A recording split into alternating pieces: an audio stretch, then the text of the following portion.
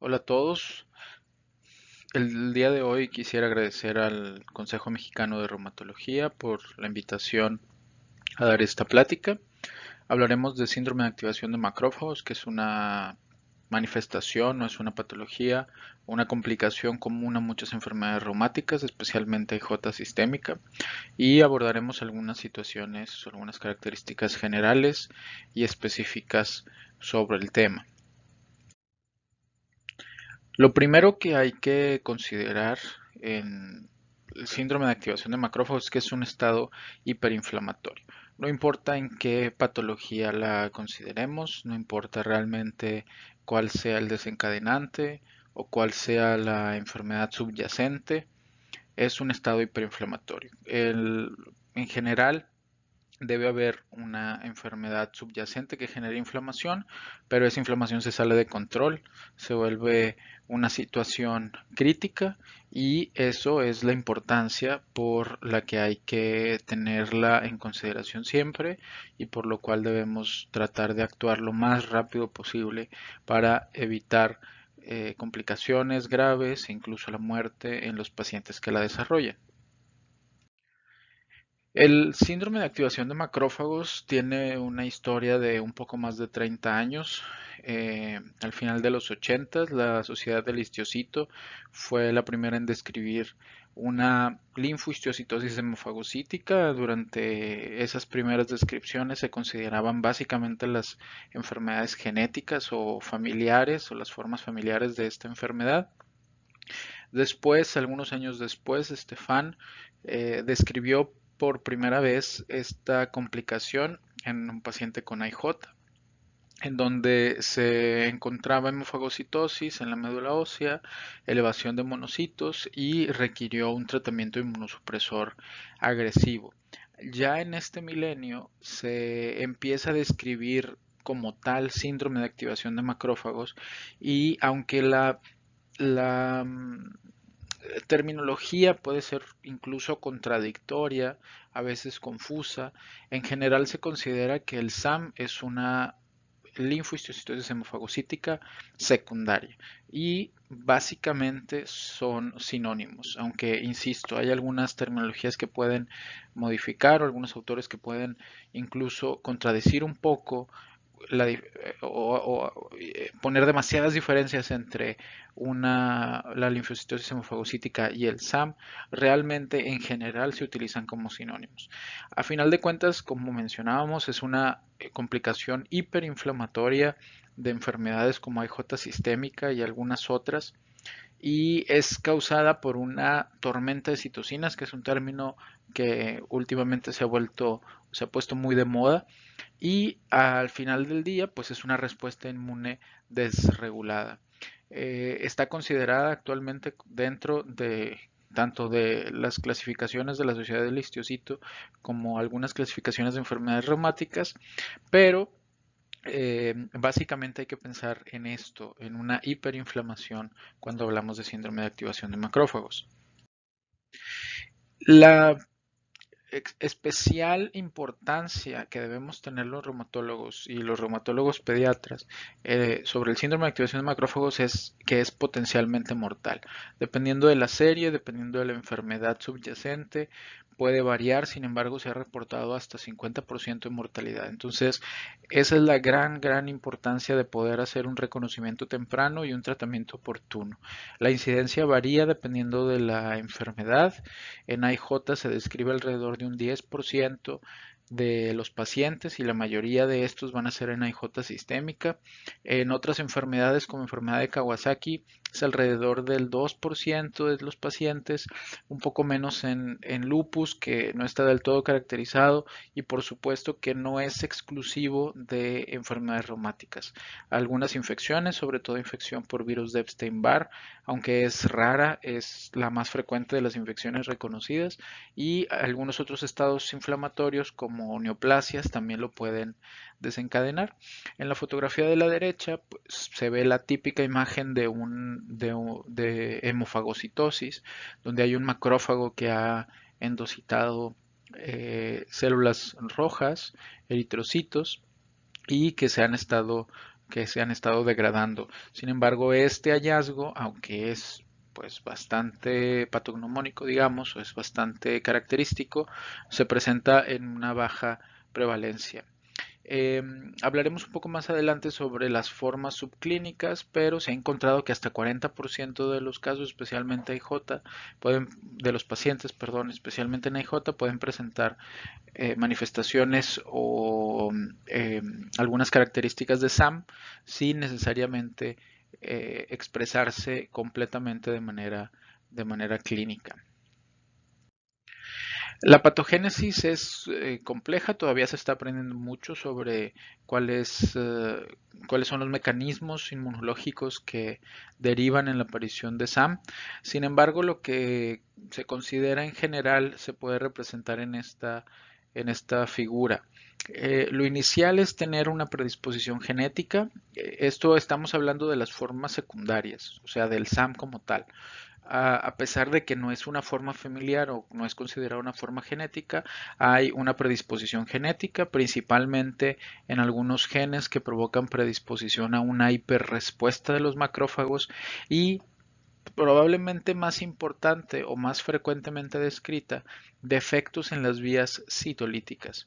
Y estos defectos en las vías citolíticas dependen de diferentes genes debido a que es un proceso complejo el proceso citolítico y depende desde la presentación de antígenos, la endocitosis y que después de hacer la endocitosis se liberen enzimas que puedan degradar a los patógenos o bueno, a las células que se tengan que degradar, después todo el movimiento intracelular y finalmente la degradación y descomposición de todos estos elementos. Entonces, hay diferentes genes que están involucrados en las vías citolíticas, sin embargo, estos genes son de los más frecuentemente asociados con SAM, independientemente de la enfermedad, pero especialmente en IJ sistémica.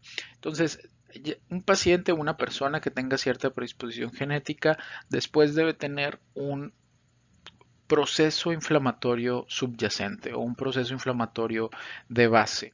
Nosotros en reumatología pues pensaremos en alguna enfermedad reumática subyacente. Las principales pues IJ sistémica, pero mencionábamos lupus o enfermedad de Kawasaki por ejemplo. Entonces este proceso hiperinflamatorio perdón, inflamatorio presenta un cóctel de citocinas inflamatorias, principalmente interleucina 6, interleucina 1 beta o interleucina 18, que si recuerdan tienen un gran papel en la IJ sistémica. Y estos van a inducir que esos defectos que ya estaban presentes por la predisposición genética se vuelvan pues digamos que además de esos defectos que ya están predispuestos, se puedan derivar algunos otros de manera transitoria.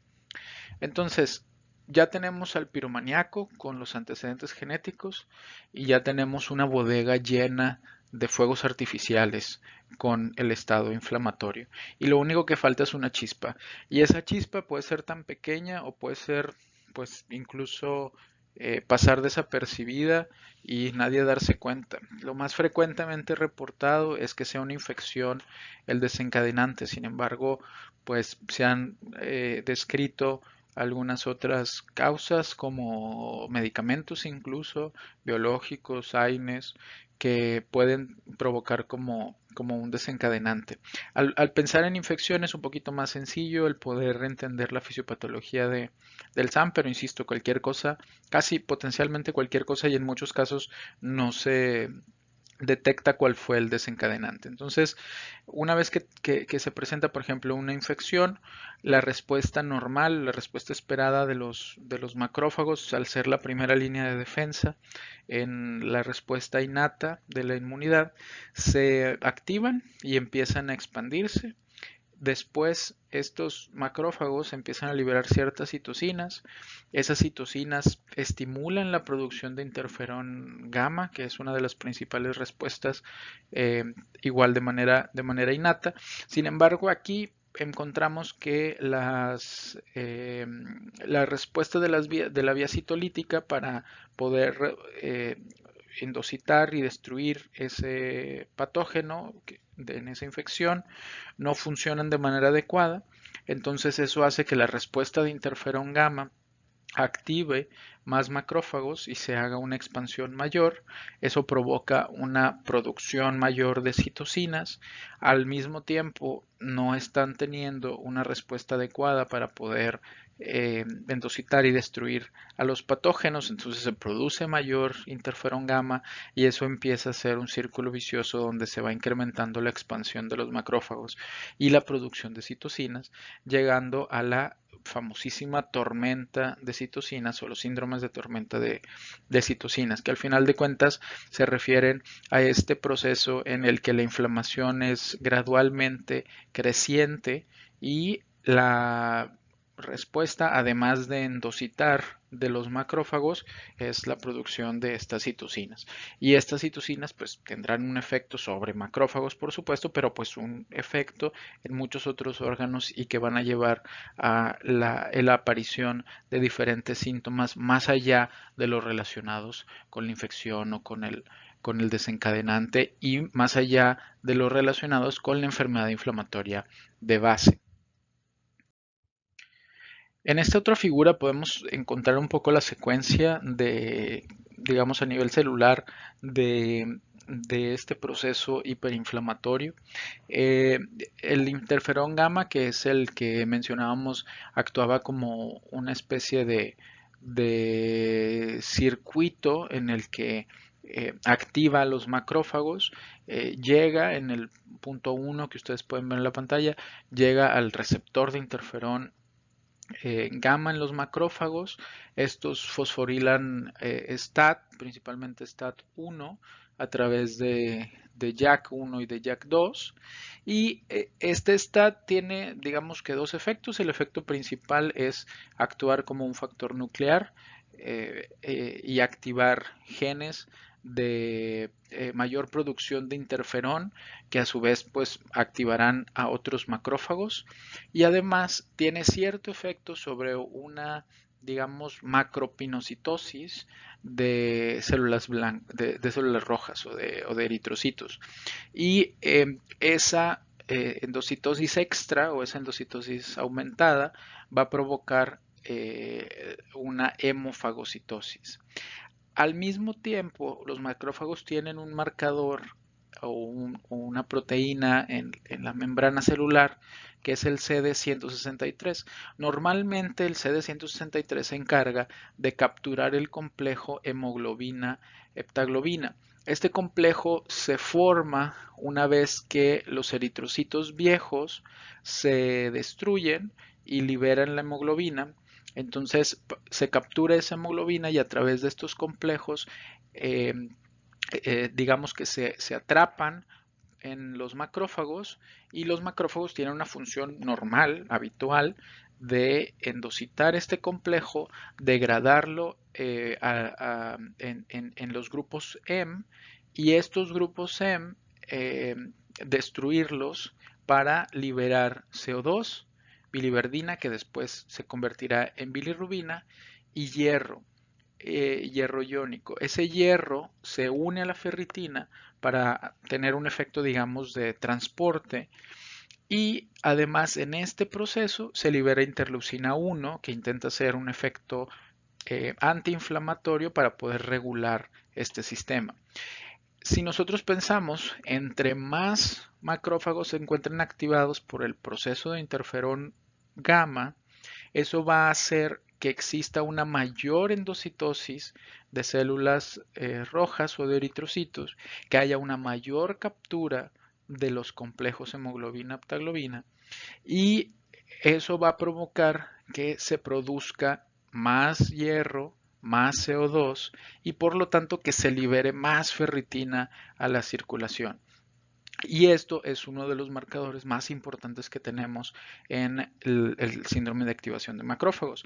Al mismo tiempo ocurren algunos otros mecanismos. Esta interleucina 10 intenta llegar, digamos, a estos mismos macrófagos y disminuir el proceso inflamatorio. Sin embargo, debido a la producción exagerada o de la activación repentina, no repentina, pero digamos a la activación al mismo tiempo de una gran cantidad de macrófagos, eso hace que la cantidad de interferón gamma sea mucho mayor y entonces la respuesta de interleucina 10 no alcanza a ser suficiente. Hay algunos otros factores como los Toll-like receptor 9, sin embargo, lo principal es lo que ya mencionamos. Ahora, dentro de la predisposición genética hay muchísimos genes, es una lista bastante larga. La mayoría, como mencionamos, están relacionados con las vías citolíticas, pero hay una gran cantidad de genes relacionados y que se han encontrado relacionados con pacientes con SAM. Alrededor de un 30% de los pacientes van a tener alguna mutación detectable o es lo que se ha encontrado en los registros en diferentes sitios del mundo. Y básicamente estos factores, digamos, genéticos o variantes genéticas eh, se pueden como englobar en una buena cantidad de pacientes en donde no se identifica ninguno, principalmente los pacientes que tienen un desencadenante infeccioso o que están relacionados con la infección por virus de Epstein-Barr o con malignidades, pero después hay algunas otras como alteraciones en las vías de señalización o en el control de algunos virus, la desregulación del inflamasoma o variantes en el inflamasoma. Esto es principalmente en otras enfermedades reumáticas como enfermedad de Kawasaki o como lupus y en gran medida las variantes de las vías citolíticas que está especialmente encontrada en pacientes con enfermedades relacionadas con interleucina 18, por ejemplo, IJ sistémica. Entre más presente está en los factores genéticos, pues bueno, más probable es que presenten una forma familiar o una forma secundaria con un menor estímulo inflamatorio.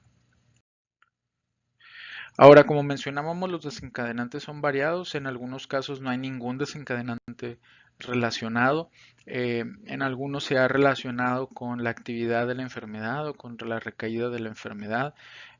Infecciones, sobre todo virales, son de las más frecuentes, pero parte del tratamiento también se ha relacionado como desencadenante, agentes biológicos incluso, y muchísimas otras cosas que se han ido relacionando. En este estudio del 2014, 20% de los pacientes que presentaron, estos son pacientes con IJ sistémica que presentaron SAM, lo hicieron al inicio de la enfermedad. La mitad de los pacientes tenía enfermedad activa, en 34% se identificó alguna infección relacionada, casi 4% se relacionó con el tratamiento que tenía, principalmente tratamiento biológico, pero AINES también, y casi 3% de los casos fue desconocido. Entonces, realmente es difícil saber cuál fue esa chispa que detonó el estado de hiperinflamatorio, pero bueno, si se puede identificar, es bueno saberlo, sobre todo si hay algunos casos o alguna situación en la que se puede evitar un segundo episodio. Las manifestaciones clínicas son conocidas más o menos ampliamente. La presentación generalmente es aguda, es dramática, es rápida, tiene una progresión bastante importante y bastante veloz.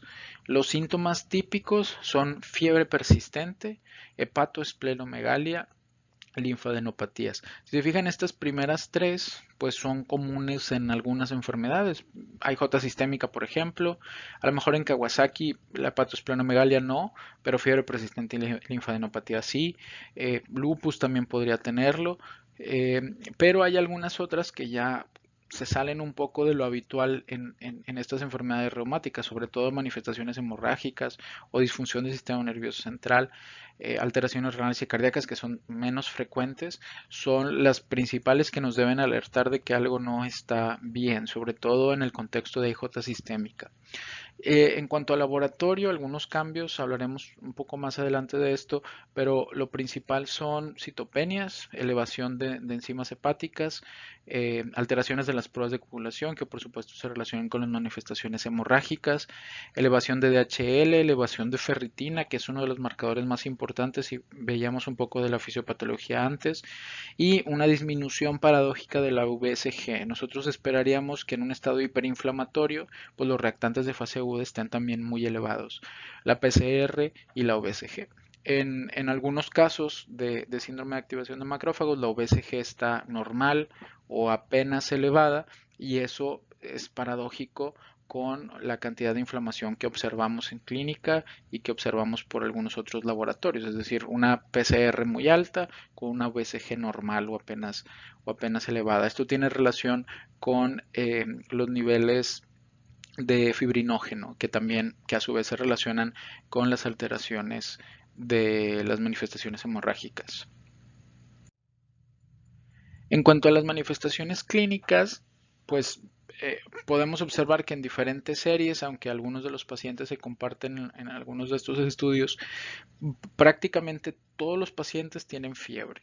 Y eso es algo muy importante, sobre todo en los reportes más nuevos, después del 2005, donde el reconocimiento de esta entidad es mayor y es mejor, pues básicamente el síndrome de activación de macrófagos debe tener fiebre. Es difícil pensar que tenga un síndrome de activación de macrófagos sin una fiebre persistente. Después, las otras manifestaciones, bueno, más o menos 2/3 de los casos tienen hepatomegalia, más o menos la mitad, 60% esplenomegalia, más o menos lo mismo, linfadenopatía. Como mencionábamos, hemorragia y disfunción del sistema nervioso central son manifestaciones graves que se asocian con un alto grado de mortalidad, pero están en menos de la mitad de los pacientes. 30% quizá en promedio, 37%, un tercio, y menos frecuente aún manifestaciones en pulmón, riñón o corazón. Sin embargo, también estas pues, van a llevar a una alteración importante y por lo tanto a un riesgo de muerte mayor. Una disculpa por esta diapositiva que está un poco cargada, esta tabla es un poco cargada. Sin embargo, quiero que observen en las diferentes series, que son las mismas que teníamos previamente, las alteraciones que se encuentran y son un poco las que veíamos. Citopenias, anemia, disminución de las plaquetas, y si observan las plaquetas están bajas, sobre todo en los estudios de Ravelli, que, pero no están en niveles tan bajos. La BCG era lo que mencionábamos, es decir, niveles de 26, 28 realmente no son tan elevados para la cantidad de inflamación que nosotros esperaríamos ver. Y DHL con elevación importante, el fibrinógeno disminuido, triglicéridos elevados, la ferritina marcadamente elevada. En el estudio de 2014, 90% de los pacientes tenían arriba de 500, pero en los estudios de Ravelli podemos ver que prácticamente 10.000 de ferritina es algo que nos debe alarmar por todos lados, ¿no? Ahora, esto era algo de lo que hablábamos. Si un paciente tiene una enfermedad inflamatoria subyacente, IJ sistémica, y llega con fiebre persistente, tiene citopenias, y además tiene una ferritina muy alta, pues ya sabemos cuál es el diagnóstico. Sin embargo, en este estudio, aunque tiene deficiencias metodológicas y son pocos pacientes, se ejemplifica muy bien cómo puede pasar, pues no desapercibido, pero puede haber un cierto grado de SAM subclínico y que con algunas pruebas extras, a lo mejor podríamos detectarlo de manera más temprana. En este caso, en este estudio, la mitad de los pacientes que como un abordaje diagnóstico se hizo un aspirado de médula ósea tenían datos sugestivos de SAM. De esos, solamente 2 pacientes tenían SAM clínicamente significativo o evidente y 3 pacientes tenían una franca hemofagocitosis en el aspirado de médula ósea. Y de esos 3 pacientes, nada más uno tenía una expresión clínica completa como para sospechar en SAM. Entonces, también hay que pensar que por cada síndrome de activación de macrófago que diagnostiquemos, Seguramente hay dos o tres que andan por allí y que a lo mejor solamente pensamos que tiene actividad de la enfermedad y que realmente tiene un SAM subyacente o subclínico que no nos hemos dado cuenta, y aunque sea subclínico, pues puede derivar en complicaciones importantes. Ahora, el principal embrollo con el SAM es el diagnóstico diferencial. El diagnóstico diferencial, pues, es a veces muy complicado hacerlo porque nosotros pensamos que tiene actividad de la enfermedad o tiene SAM o es una infección sistémica que no tiene que ver ni con SAM ni con la actividad de la enfermedad, o es un evento adverso de medicamentos, sobre todo transaminasemia, por ejemplo, o hepatomegalia, o si todavía no tenemos un diagnóstico, pues si es una forma familiar de hemofagocitosis.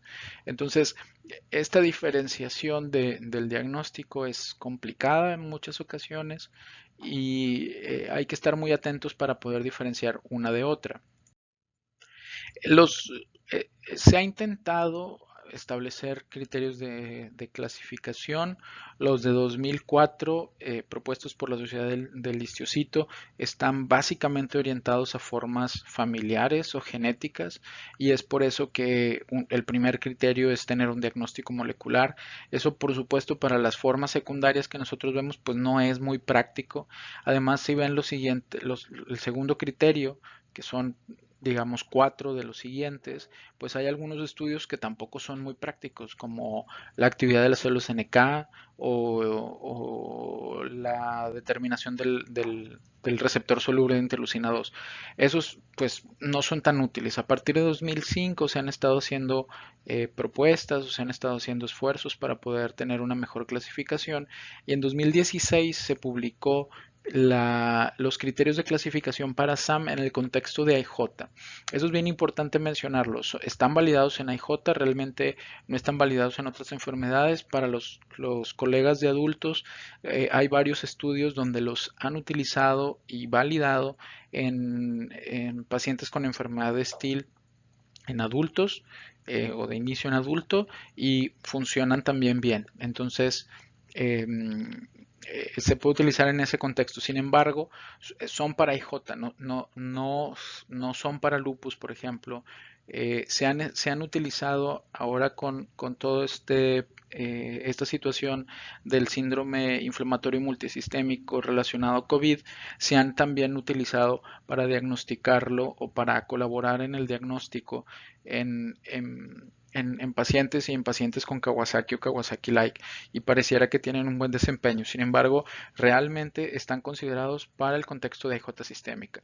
Y básicamente los criterios es en un paciente que tenga diagnóstico o que tenga una sospecha de IJ sistémica, debe tener fiebre persistente y debe tener ferritina elevada, mayor del valor de corte que se menciona, 684, como requisitos indispensables. Además, debe tener dos de lo que hablábamos: plaquetas bajas, AST elevado, triglicéridos elevados o fibrinógeno bajo.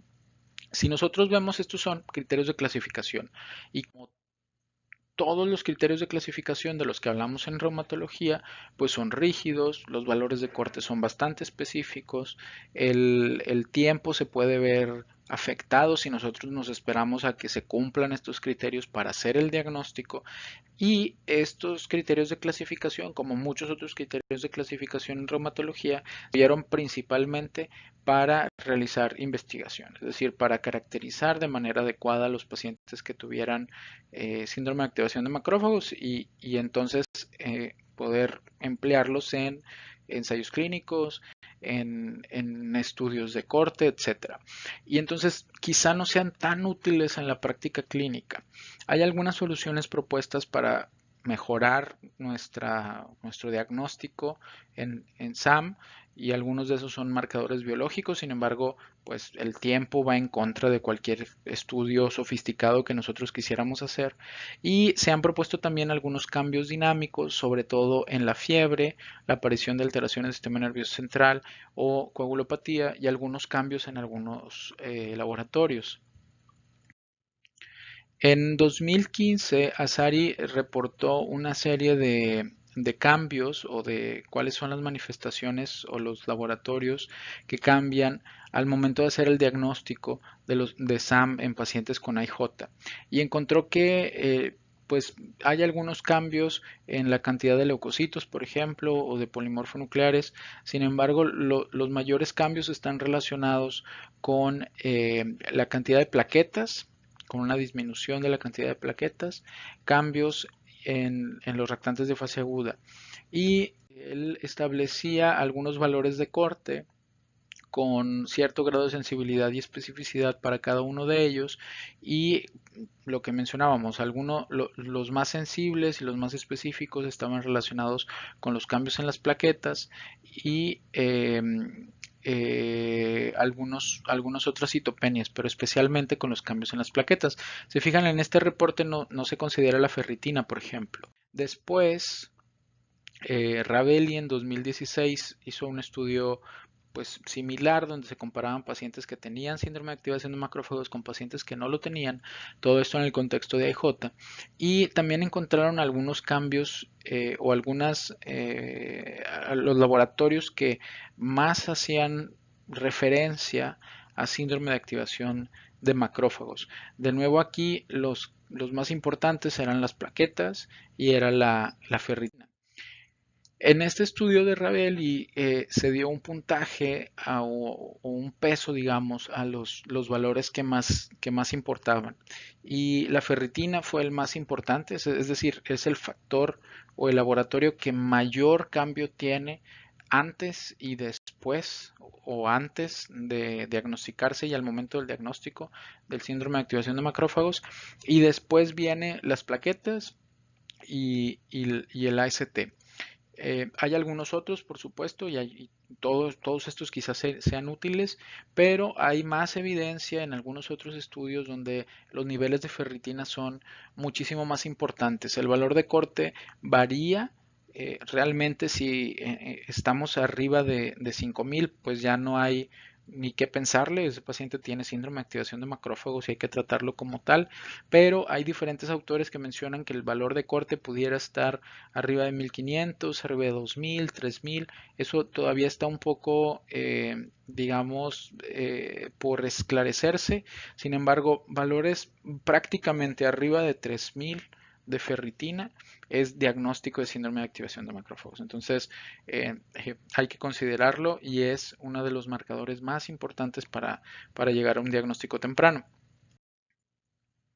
Ahora, hay otros marcadores, como mencionábamos, la hemofagocitosis, que es algo que tradicionalmente se procuraba hacer y que en muchas ocasiones retrasaba el diagnóstico porque se querían ver la hemofagocitosis para poder decir si tiene y hay que tratarlo. Lo que mencionábamos de algunos otros, como la función citolítica de las células NK o el receptor soluble de interleucina 2, eh, marcadores como CD163 que mencionábamos es importante en la fisiopatología, pues realmente pues no son universalmente disponibles, son costosos, van a tomar mucho tiempo y eso los pone en gran desventaja. Y realmente se deben utilizar más o se utilizan más dentro de la investigación y quizá en un futuro con la intención de tener terapias dirigidas, pero realmente no son útiles en la práctica clínica. Lo mismo para las citocinas, por ejemplo. No lo estamos haciendo en la práctica clínica para poder diagnosticarlo, especialmente ante la premura de hacer un diagnóstico temprano.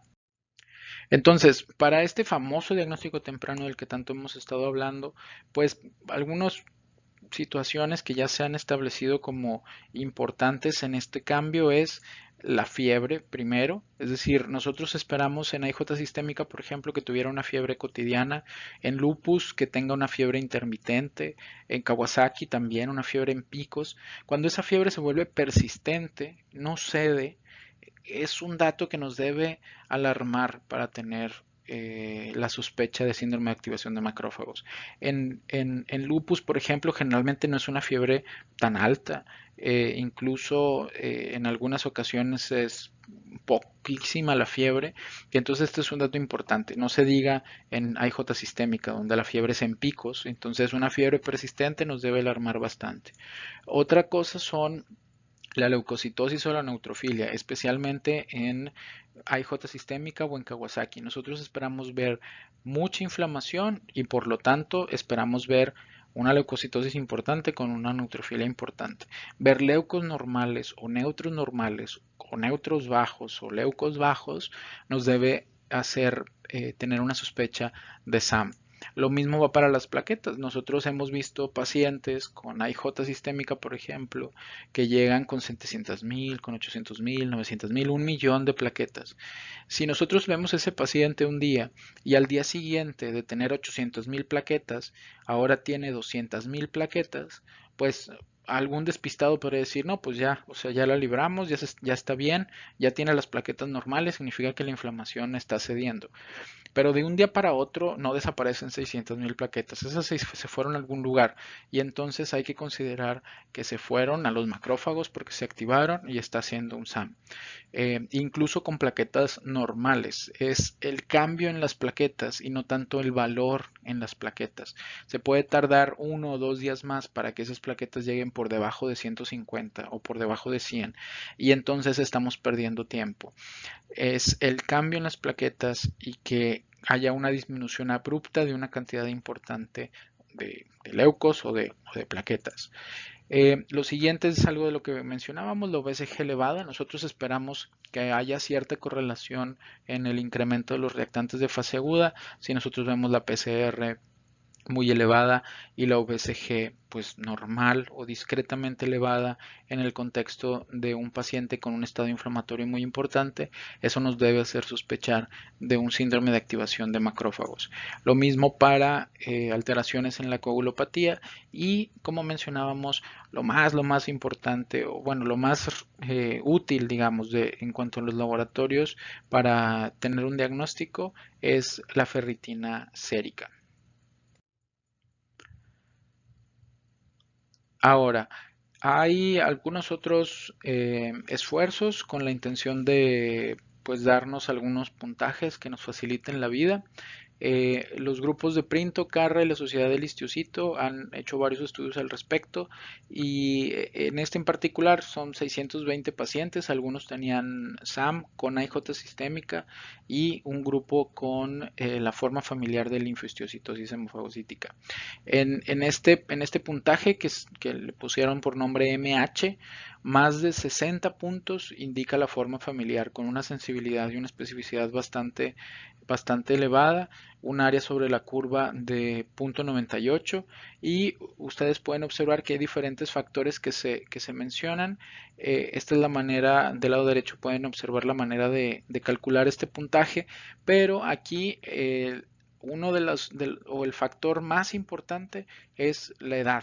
Los pacientes menores de 2 años que tengan datos compatibles con SAM, hay que pensar que es una forma familiar o es una forma genética y entonces idealmente hay que buscar por distintos genes. Eso es importante porque en los pacientes que tienen formas familiares es muy probable que requieran un trasplante de médula ósea y entonces generalmente también esos pacientes se comportan de manera muy agresiva. Hay que obviamente apoyarnos en un hematólogo o un oncólogo o un hemato-oncólogo para que nos ayude con el tratamiento o que incluso en algunos casos ellos se hacen cargo.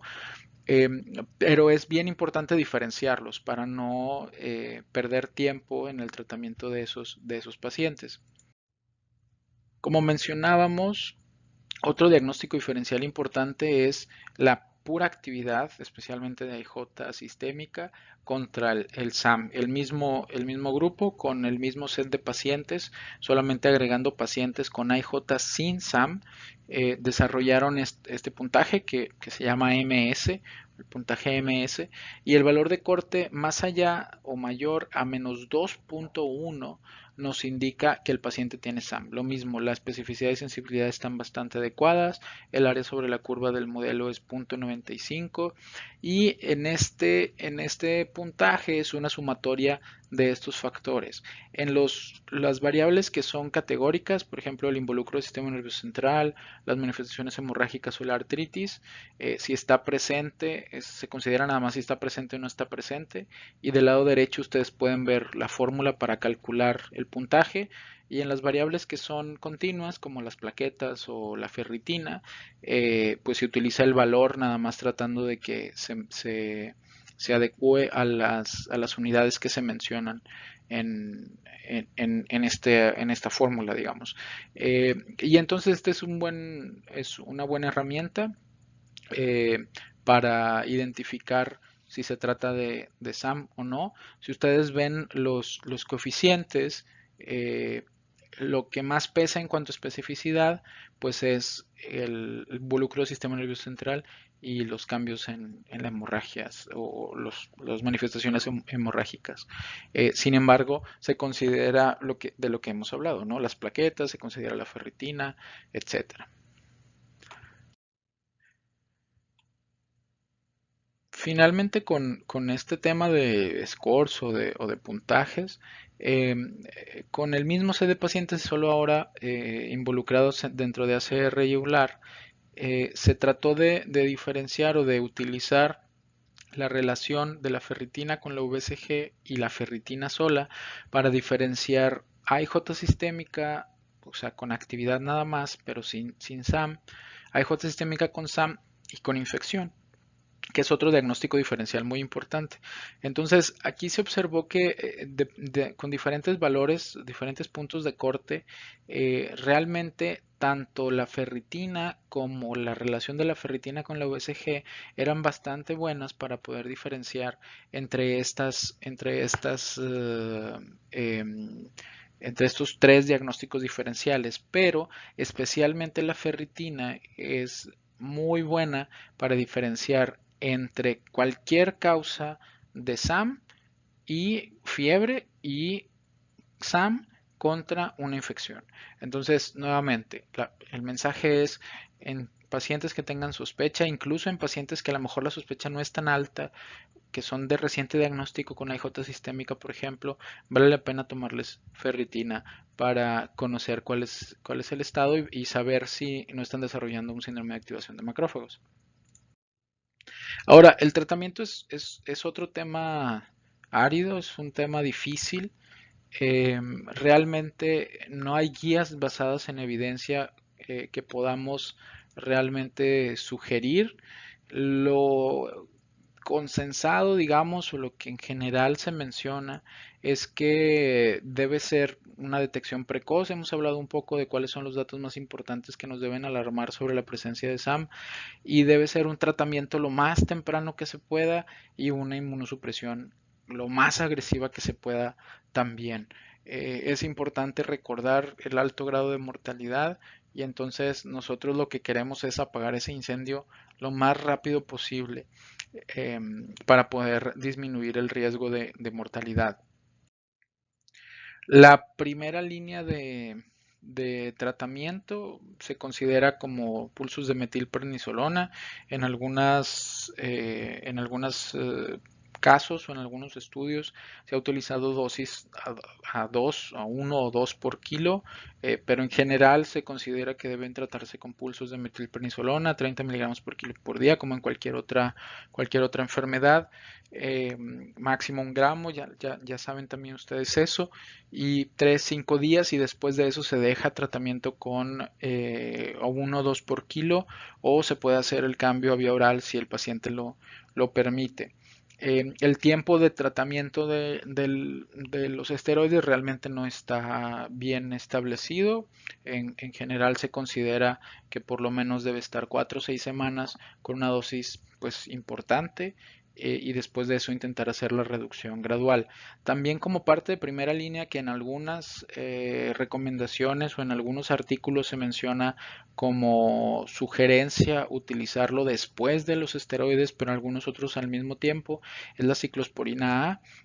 La dosis de 2 a 7 miligramos por kilo por día es uno de los tratamientos más utilizados por los reumatólogos y digamos que estos dos son la primera línea de tratamiento, a pesar de que, como dije, no hay una evidencia sólida de que así deba ser. La mayoría utiliza esto. Hay otras opciones, etopósido, que lo utilizan principalmente los oncólogos, gamma globulina, que también se puede utilizar, algunos tratamientos biológicos, sobre todo anakinra, tocilizumab también se ha utilizado, aunque hay ciertas dudas sobre su utilidad. Algunos bloqueadores de TNF, aunque los bloqueadores de TNF son de los principales biológicos que desencadenan SAM. Plasmaféresis o leucocitoféresis también se ha utilizado en pacientes con lupus, en pacientes con enfermedad de Kawasaki. Y no lo puse aquí, pero hay algunos reportes con rituximab en pacientes con SAM en el contexto de lupus. Entonces, hay realmente pues muchas opciones. Ninguna de esas opciones tiene una evidencia sólida. Eh, Hay que considerar esteroides y ciclosporina como primera línea, básicamente. Que de hecho es lo que se utiliza en general en este estudio, que es una encuesta de diferentes centros europeos y de Estados Unidos. Prácticamente en todos los casos y especialmente en todos los casos severos se utilizaron esteroides. Lo que decíamos, el etopósido lo usan más los oncólogos, los reumatólogos utilizan más la ciclosporina, eh, pero bueno, los biológicos también se puede utilizar, ¿no?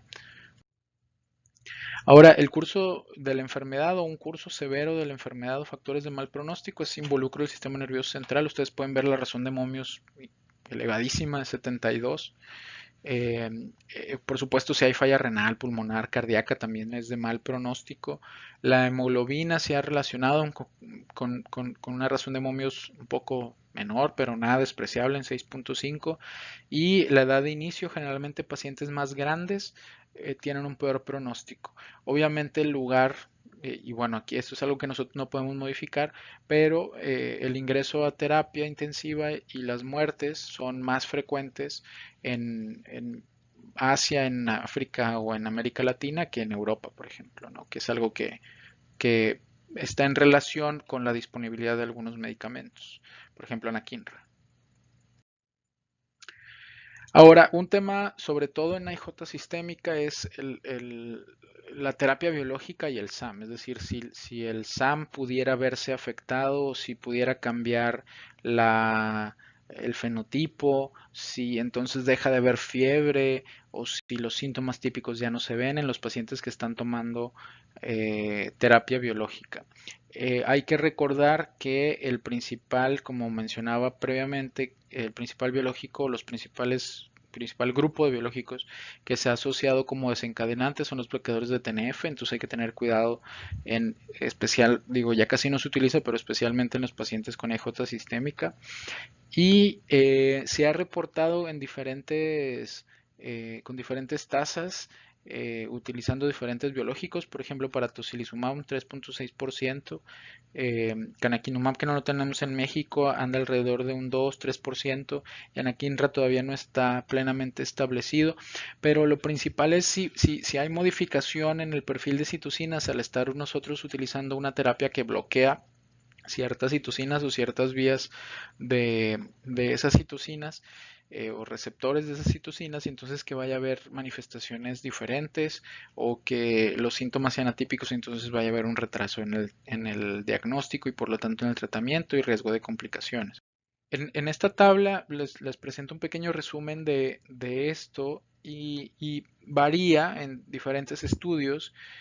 Aunque hay datos sobre bloqueadores de interleucina 1, realmente no los vamos a mencionar mucho, puesto que no lo tenemos en México, pero sobre todo con tocilizumab, que sí es una terapia que nosotros utilizamos bastante, especialmente en IJ sistémica, eh, podemos ver que más o menos la tasa de SAM por cada 10.000 pacientes años anda entre 1 y 2%.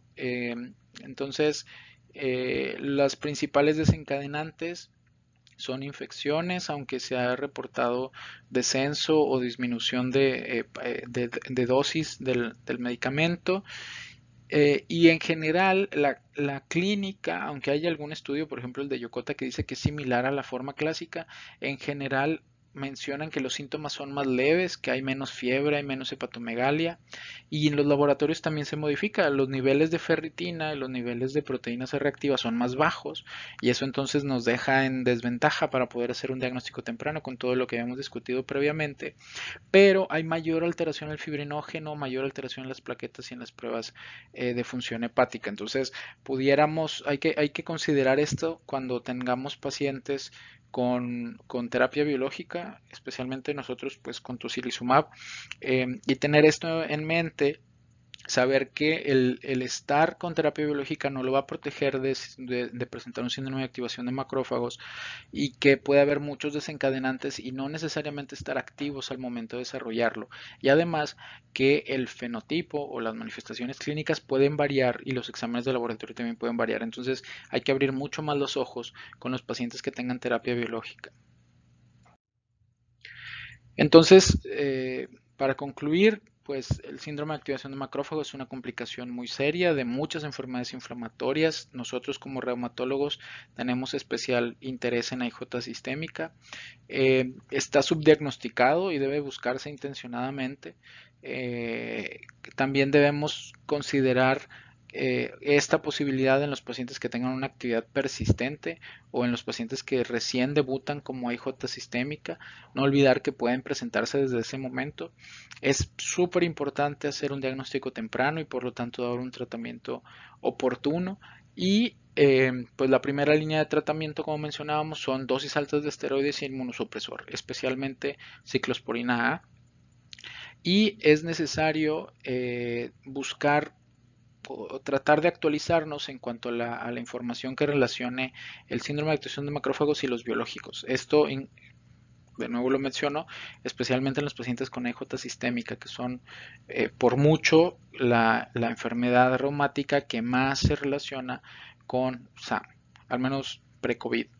Eh, entonces, es importante tener esto en consideración. Espero que esta información haya sido de utilidad para ustedes. Estoy a su disposición para cualquier pregunta a través del correo electrónico.